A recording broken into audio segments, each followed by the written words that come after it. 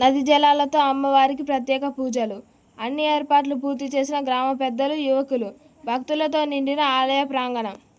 భద్రాద్రి కొత్తగూడెం జిల్లా చర్ల మండలం అంజనాపురం గ్రామంలో ముత్యాలమ్మ అమ్మవారిని ప్రతిష్ఠించి సంవత్సర కాలం పూర్తయిన సందర్భంగా గ్రామంలోని పెద్దలు, యువకులు అమ్మవారి కార్యక్రమానికి అన్ని ఏర్పాట్లు పూర్తి చేశారు.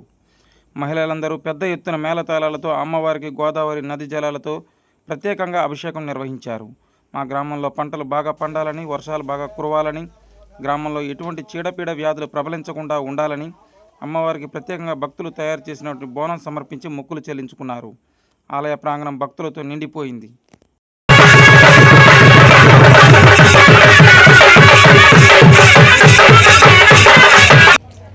నా పేరు దేవేంద్ర, మాది భద్రాద్రి కొత్తగూడెం జిల్లా చర్ల మండలం అంజనాపురం గ్రామం.